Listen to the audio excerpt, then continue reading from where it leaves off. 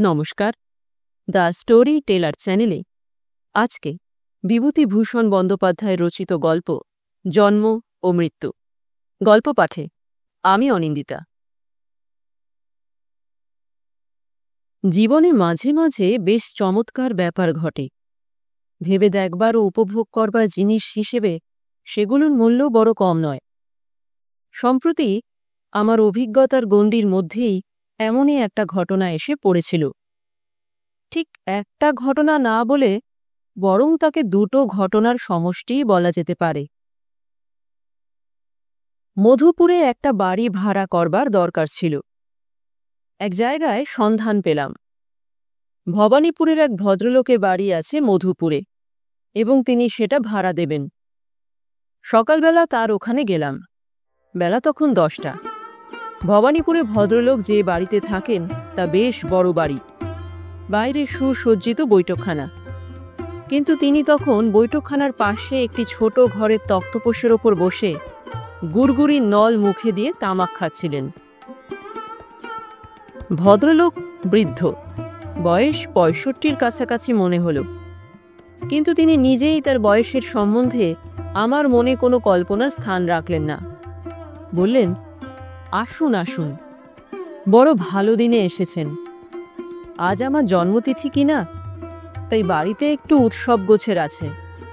তা বেশ, এসেছেন যখন তখন আপনাকেও ছাড়ছি নে, ইত্যাদি।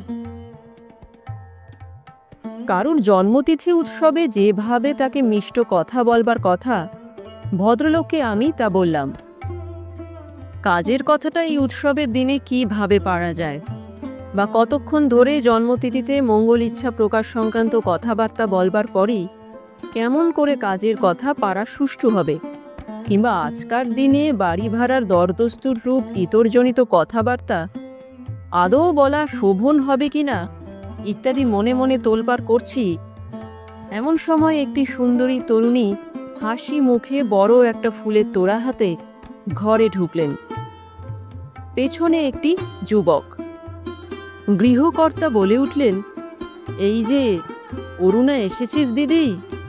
ও, পেছনে যে নির্মলকে গাঁটছড়া বেঁধে এনে হাজির করেছিস, ছেড়ে আসা যায় না বুঝি? বেশ বেশ, আমরা হয়ে গিয়েছি এখন বুড়ো সুড়ো। তরুণী ফুলের তোড়াটি বৃদ্ধের হাতে দিয়ে প্রণাম করে এবং হাসি মুখে বৃদ্ধের গালে দুটি ঠোনা মেরে ঘর থেকে বার হয়ে গেল। যুবকটিও গেল পেছনে পেছনে। বৃদ্ধ বললেন, আমার নাতনি, আমার বড় ছেলের মেয়ে, আয়ে পাস। ও বছর বিয়ে হয়েছে, স্বামী ইঞ্জিনিয়ার, বিলেত ফেরত, কর্পোরেশনে ভালো চাকরি পেয়েছে। কথা তখনও ভালো করে শেষ হয়নি, আরও দুটি তরুণী ঘরে ঢুকল। এদের ঘাড়ের ওপর এলো খোপা এলিয়ে পড়েছে, পরনে জামিয়ারের মতো ছোট কলকার কাজ করা নীল শাড়ি ও ব্লাউজ, গলায় সরু মফচেন, পায়ে সোনালি জরির কাজ করা নাগরা। দুটিই অবিবাহিতা, একটি গৌরী, অপরটি উজ্জ্বল শ্যামবর্ণা। এরাও ফুলের তোড়া দিল। গৌরী মেয়েটি ঝিনুকের কাজ করা একটি নস্যদানি বৃদ্ধের হাতে দিয়ে বলল, বাবা পাঠিয়েছেন কুন্নুর থেকে, মা আসতে পারলেন না এখন, রাত্রে আবার থিয়েটারে যাবেন। বৃদ্ধ বললেন, আজ দুজন বুঝি স্কুল কলেজ কামাই করে বসে আছো? যা, ও ঘরে যা, হরিদাসকে বলে রাখ গাড়ির কথা, আমার এরপরে মনে থাকবে না। তরুণী দুটি চলে যেতেই বৃদ্ধ বললেন, আমার মেজ মেয়ের মেয়ে, বাগবাজারে আমার মেজ মেয়ের শ্বশুর বাড়ি। গোরাচাঁদ মল্লিকের নাম শুনেছেন তো? ওই তাদেরই বাড়ি, বনেদি বংশ। গোরাচাঁদ মল্লিক ছিলেন আমার মেয়ের শ্বশুরের। এই যে ভূধর, এসো এসো বাবা, এসো, বসো। এবার আরও গুরুতর ব্যাপার। যাকে সম্বোধন করা হলো এবং যার নাম ভূধর, তার বয়স 50 থেকে 55। তিনি স্থূলকায় হলেও সঙ্গের মহিলাটির তুলনায় তিনি নিতান্ত কৃশ। এদের স্বামী স্ত্রীর পেছনে চারপাশ ঘিরে 6-7টি ছেলে মেয়ে। এদের বয়স 10 থেকে 19-এর মধ্যে। আর একটি 20-22 বছরের মেয়ে একটু পিছিয়ে ছিল, তার কোলে একটি শিশু। কিন্তু এ পর্যন্ত যে কয়টি মেয়ে এখানে দেখলুম, তার মধ্যে এই মেয়েটিই সর্বাপেক্ষা সুন্দরী। বৃদ্ধ তার দিকে চেয়ে বললেন, এই যে মৃণাল, পিছিয়ে কেন? আয় আয়, খোকাকে দেখি, দে একবার ভাই আমার কোলে। নিশীথ এলো না? আমার অবস্থা শোচনীয় হয়ে উঠেছে। ছোট ঘরে যে ফাঁকা জায়গাটুকু ছিল, স্বামী স্ত্রী তার অনেকটা অংশ জুড়ে দাঁড়িয়েছেন, বাকিটা জুড়েছে ছেলে মেয়ের দল। পেছনের মেয়েটির জন্যে তেমন জায়গা নেই। আমি সংকুচিত অবস্থায় চেয়ার যতদূর সম্ভব পিছিয়ে সরিয়ে নিয়ে গিয়ে দেয়ালের সঙ্গে মিশিয়ে দিয়েছি।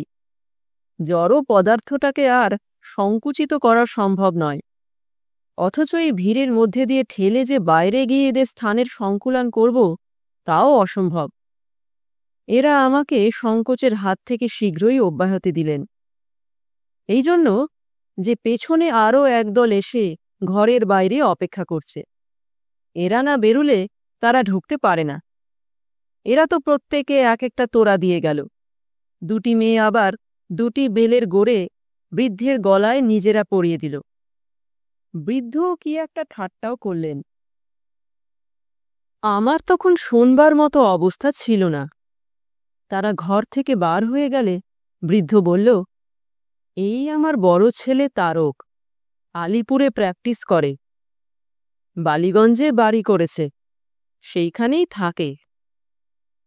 পিছনের দলটির মধ্যে মহিলা নেই, 3টি ছোকরা, বয়সে 16 থেকে 21।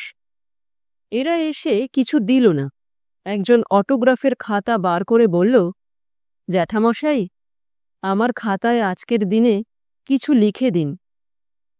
অটোগ্রাফের খাতা ফেরত দিতে না দিতে আরও 2টি ছেলে, তাদের সঙ্গে 12-13 বছরের একটি বেনি দোলানো মেয়ে।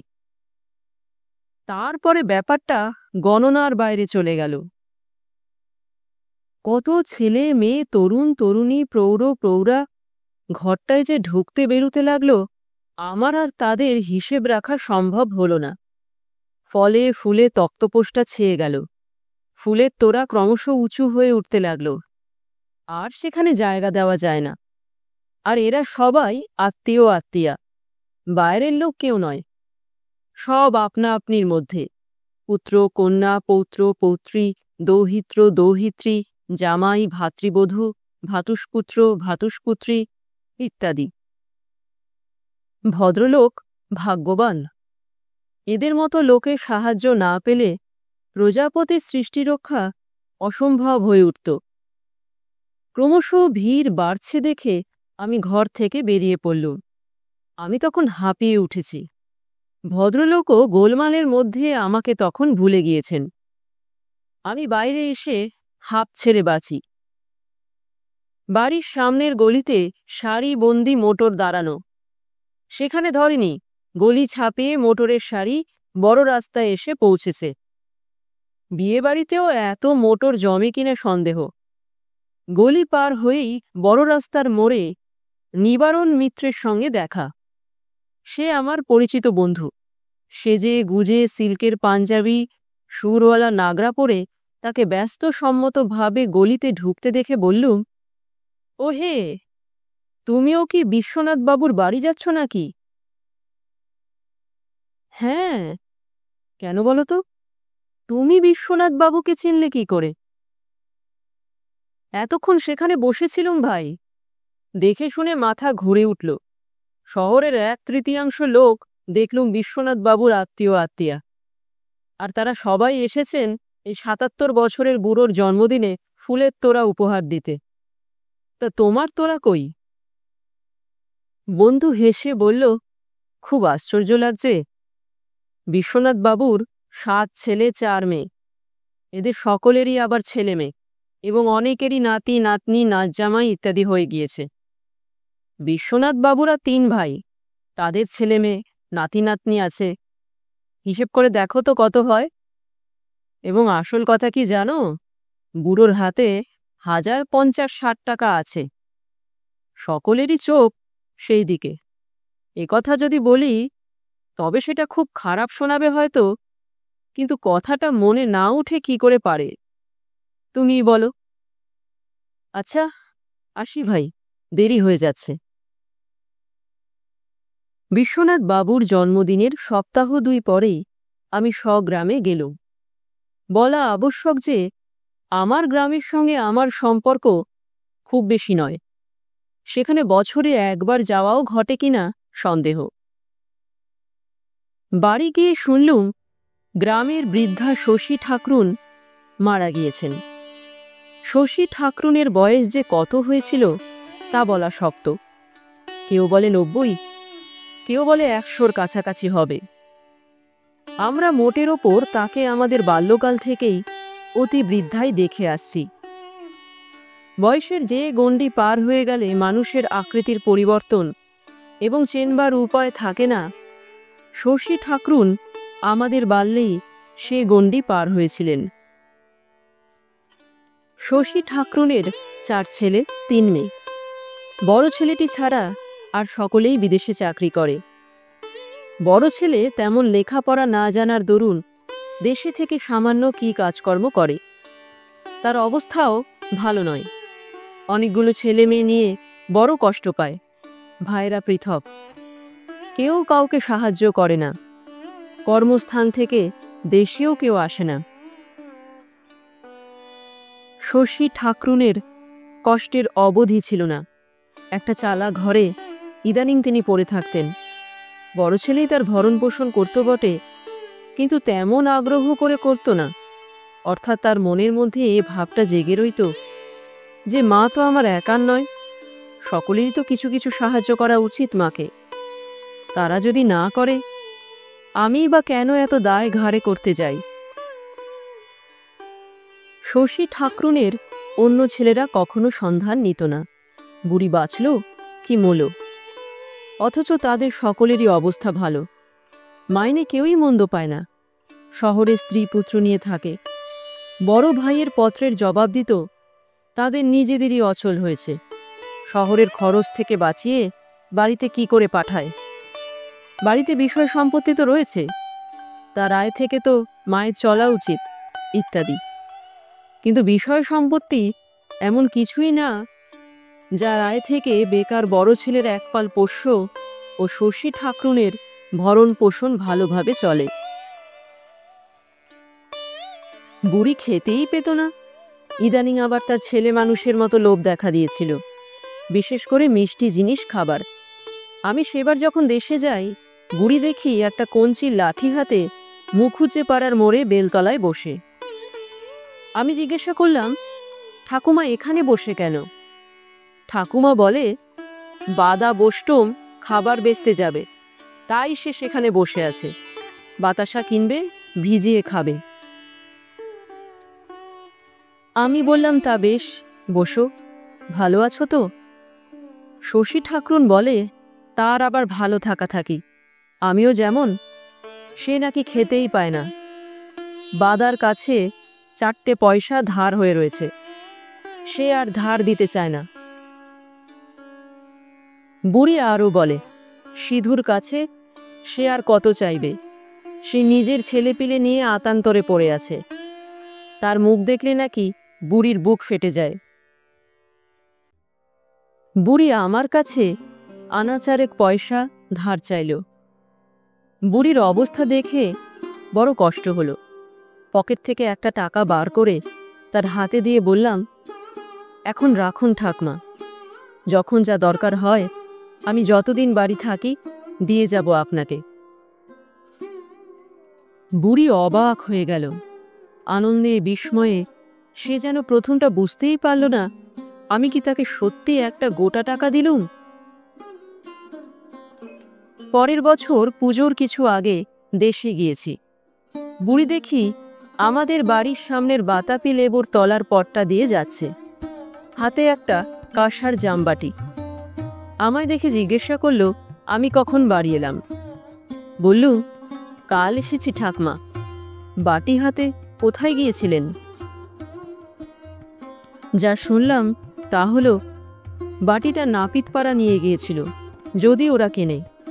দিন আর চলে না, হাতে মোটে পয়সা নেই। সিধু খুলনায় গিয়েছে, আজ 4-5 দিন হয়েছে। বাড়ি একেবারে অচল, ছেলেপিলেগুলো খেতে পায় না, এমন অবস্থা। আমি জিজ্ঞাসা করলাম, তা বাটিটা বিক্রি করে আর কদিন যাবে ঠাকমা? বুড়ির কথা থেকে জানা গেল এই বাটিটা এখন নাপিতপাড়া নগদে দিতে পারবে না। আবার বাটি ধারে দিলে বুড়ির কি করে চলে? বুড়ির এখন একটু গুড় খেতে ইচ্ছে হয়েছে, তাই সে হাটে আতসের ভালো আখের গুড় আনতে দেবে। আজকে নাকি হাটও হবে। ছেলেপিলে শুধু ঝিঙে ভাজা আর ভাত খেয়ে মারা গেল। বুড়ি আমায় বলে, কাঁসার বাটিটা আমি কিনব কিনা। এ বাটি তার বিয়ের দানে তার বাবা তাকে দিয়েছিল, এ বাটি তার ছেলেদের নয়। শহরে থাকি, অনেক সময় কাঁচা পয়সা রোজগার করি। পাড়াগাঁয়ে যে এত পয়সার কষ্ট তা ভেবে দেখিনি। আমায় অন্যমনস্ক দেখে বুড়ি ভাবল, বোধহয় বাটি কিনবার ইচ্ছে আমার নেই। অনেকটা মিনতির সুরে বলে, ওটা আমি না কিনি, যদি অন্তত বাধা রেখে তাকে 8 আনা পয়সা দিই। এরকম অবস্থায় বুড়িকে আমি আরও কয়েকবার দেখেছি। শুনলাম বুড়ির মরণকালে অন্য ছেলেরা কেউ আসেনি, বড় ছেলে খুব সেবা যত্ন করেছিল। বুড়ির গায়ে একটা লেপ ছিল। মরণের ঘণ্টা 2 আগে বুড়ি পুত্রবধূকে বলেছিল লেপটা সরিয়ে নিতে, কারণ লেপটার দাম 4-5 টাকা। সে আর বাঁচবে না, তখন ওটা তার সঙ্গে ফেলে দিতে হবে। আবার 4-5 টাকা খরচ করে সিধু লেপ বানাবে। আরও খানিক পরে বুড়ি ছেলেকে ডেকে বলেছিল সিধু যেন তার শ্রাদ্ধে বেশি কিছু খরচপত্র না করে। বিধু, মণি, শরৎ এরা সিধুর অন্য ভাই, এরা হয়তো কিছু দেবে না, তাই সিধু একা কোথায় পাবে এত খরচ? নম নম করে 5টি ব্রাহ্মণকে খাইয়ে দিলেই চলবে। অন্যান্য ভাইরা যদি কিছু পাঠিয়েও থাকে, তাহলেও সিধু যেন খরচ না করে, তার ছেলেপিলেরা খেয়ে বাঁচবে। তারপর আমি শুনলাম শশী ঠাকরুনের ছেলেরা সবাই বাড়ি এসেছে এবং খুব ঘটা করে মায়ের শ্রাদ্ধ করছে। বেড়াতে বেড়াতে ওদের বাড়ির দিকে গেলাম। সামনের উঠানে নারিকেলের ডাল পুঁতে বৃহৎ স্বর্গ শ্রাদ্ধের মণ্ডপ তৈরি করা হয়েছে। মণ্ডপের সামনে শামিয়ানা টানানো। গ্রামের অনেকেই সেখানে উপস্থিত। সেজ ছেলে গোপেশ্বর কাছা গলায় গ্রামের বৃদ্ধ চৌধুরী মহাশয়ের সঙ্গে আপিসে নতুন লোক ঢোকানো আজকাল যে কত অসম্ভব হয়েছে সে সম্বন্ধে কি বলছে। গোপেশ্বরের বয়স 45 ছাড়িয়েছে। রেলের অডিট অফিসে বড় চাকুরি করে। চৌধুরী মহাশয় বোধহয় তাকে কারো চাকুরির জন্যে বলে থাকবেন। কথার ভাবে তাই মনে হলো। আগে অনেক ঢুকিয়েছি কাকাবাবু, সিমসন গিয়ে পর্যন্ত আর সেই সুবিধে নেই। সিমসন সাহেব আমি যা বলেছি তাই করেছে। এখন পোস্ট খালি হলে সব তলায় তলায় ঠিক হয়ে যায়। আপিসের আর সেদিন নেই। শুনলাম গোপেশ্বর রিটায়ার করবার পরে প্রভিডেন্ট ফান্ডের দরুন প্রায় 18-19 হাজার টাকা পাবে। হাওড়ায় না বরানগরে জমি কিনেছে, সেইখানেই বাড়ি করবে। আজ 10-11 বছর পরে সে দেশে এসেছে। মায়ের মৃত্যু না ঘটলে আরও কতদিন আসতো না তাই বা কে জানে। ওদের বাড়ির মধ্যে ঢুকে আমি অবাক হয়ে দাঁড়িয়ে রইলাম। এদের বাড়িতে যে এত ছেলে মেয়ে, বউ, ঝি চাকর আছে তা চোখে না দেখলে বিশ্বাস করবার জো ছিল না। মেজ, সেজ ও ছোট ছেলের বউরা এসেছে। তাদের ছেলে মেয়ে, নাতি নাতনিতে বাড়ি ভর্তি। খুব ছোটবেলায় যে মেয়েদের দেখেছিলাম হয়তো অনেকের সঙ্গে খেলাও করেছি, তাদের বিয়ে হয়ে ছেলেপিলে হয়ে গিয়েছে। অনেকের স্বামীরাও এসেছে, তবু তো বুড়ির বড় মেয়ে অনেক দূরে থাকে বলে আসতে পারেনি। অপর দুই মেয়ে ও তাদের ছেলে মেয়েরা এসেছে। সবাই ব্যস্তসম্মত। এখানে তরকারি কোটা হচ্ছে, ওখানে জিনিসের ফর্দ হচ্ছে। বাড়িময় ছেলে মেয়েদের চিৎকার, হাসি, ছোটাছুটি। মেয়েরা ওকে ডাকছে, মেয়েরা ছেলেপিলেদের বকছে। কুয়োতলায় বড় বড় পেতলের গামলা মাজার শব্দ। বাড়ি শুদ্ধ সবাই শশক ব্যস্ত, কারো হাতে এক দণ্ড সময় নেই। ওরে ও ঝি, রেনুর গায়ের জামাটা ছাড়িয়ে নিয়ে কেচে দে না বাপু, কতক্ষণ থেকে বলছি। আমার কি সবসময় সব কথা মনে থাকে?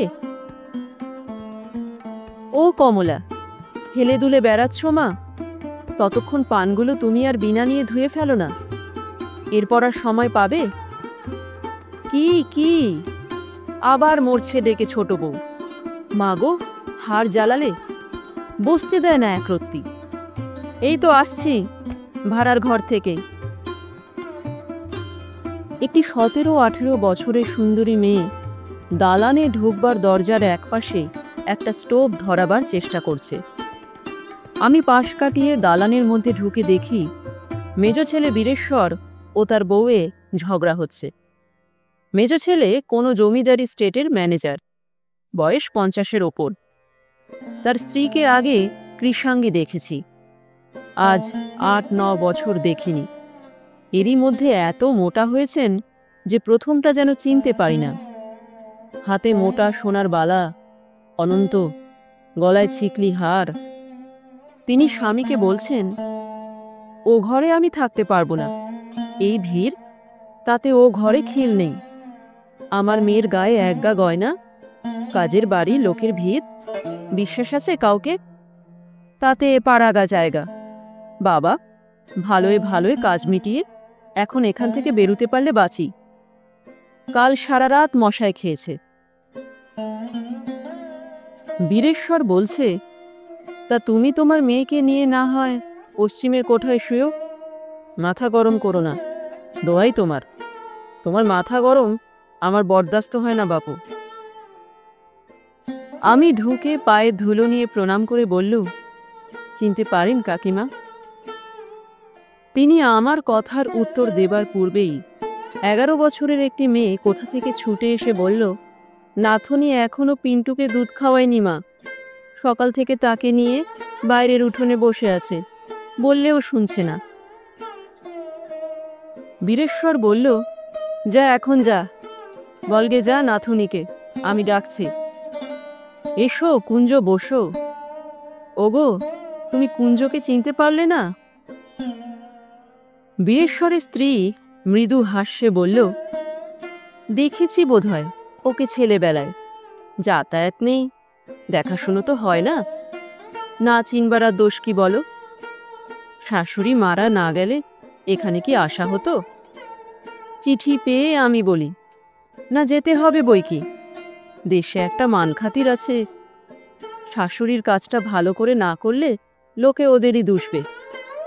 বটঠাকুরের পয়সা নেই সবাই জানে, ওদের গায়ে ঘরে নাম রয়েছে, দেশে বিদেশে সবাই মানে চেনে, বলবে অমুক বাবুর মায়ের শ্রাদ্ধে কিছুই করেনি। বলো তো বাবা, কথাটা কি শুনতে ভালো? তাই তো এলুম, নইলে এসব জায়গায় কি মানুষ আসে? কি মশা! কাল রাত্রিরে এক দণ্ড চোখের পাতা বুঝতে দেয়নি। রোয়াকের ধারে বসে মেজ ভাইয়ের ছেলে বিকাশ তাদের স্কুল কিভাবে একটা ফুটবল ম্যাচ জিতেছে মহা উৎসাহে সে গল্প করছে সেজ ভাইয়ের ছেলে বিনুর কাছে। বড় ভাইয়ের ছেলে ভোলা অবাক দৃষ্টিতে ওদের মুখের দিকে চেয়ে এক মনে গল্প শুনছে। তার বয়স ওদের চেয়ে যদিও বেশি, কিন্তু জীবনে কখনো সে গায়ের আপার প্রাইমারি পাঠশালা ছাড়া অন্য স্কুলের মুখ দেখেনি। এদের কাছে সে সর্বদা কুণ্ঠিত হয়ে আছে। শুধু ভোলা নয়, ভোলার মাকেও লক্ষ্য করলুম। জায়েদের বড় মানুষই চাল চলন ও কথাবার্তার মধ্যে নিতান্ত সংকুচিত হয়ে আছে। জায়েরা বড় মানুষই দেখাবার জন্যে প্রত্যেকে ঝি চাকর এনেছে, তাদের কাছেও ও বেচারি কুণ্ঠিত ও সংকুচিত। হঠাৎ কোথা থেকে বিকাশের ছোট দিদি আরতি ঝড়ের মতো এসে বলল, এই যে এখানে বসে গল্প হচ্ছে ছেলের, ওদিকে কাকিমা দিদি সব ডেকে ডেকে হয়রান। চা হয়ে গেছে, খেয়ে এসে সবার মাথা কেন, যাও। ওকে দেখেই আমার একটা ছবি মনে এসে গেল। বৃদ্ধা, মাজা বাঁকা, গাল তোবড়ানো শশী ঠাকরুন কাঁসার বাটি বিক্রয় করতে গিয়ে নিরাশ হয়ে ফিরেছে নাপিত বাড়ি থেকে। এই হাসি মুখ, বালক বালিকা, কিশোর কিশোরী, তরুণী, এদের সৌন্দর্য, সজীবতা, আনন্দ, যৌবন, এদের সৃষ্টি করেছে সেই দরিদ্রা বৃদ্ধা শশী ঠাকরুন। এরা তারই বংশধর, তারই পৌত্র পৌত্রী, দৌহিত্র দৌহিত্রী। আজ তার মৃত্যু বাসরে এই যে চাঁদের হাট বসেছে। এতদিন এরা কোথায় ছিল? এরা থাকতে বুড়ি কেন খেতে পেত না? কেন চোখের জলে তার বুক ভেসেছে? তার কোনো উত্তর নেই। সঙ্গে সঙ্গে কলকাতার সেই বাড়িওয়ালা বৃদ্ধ ভদ্রলোকের বাড়ির উৎসবের কথাও মনে পড়ে গেল। এইরকমই অগণিত পুত্র কন্যা পৌত্র দৌহিত্র দৌহিত্রীর ভিড় দেখেছি সেখানেও। সবই সেই রকম, কেবল সেটা ছিল জন্মতিথি উৎসব। জন্মতিথি যার, তার বয়স শশী ঠাকরুনের মতোই প্রায়।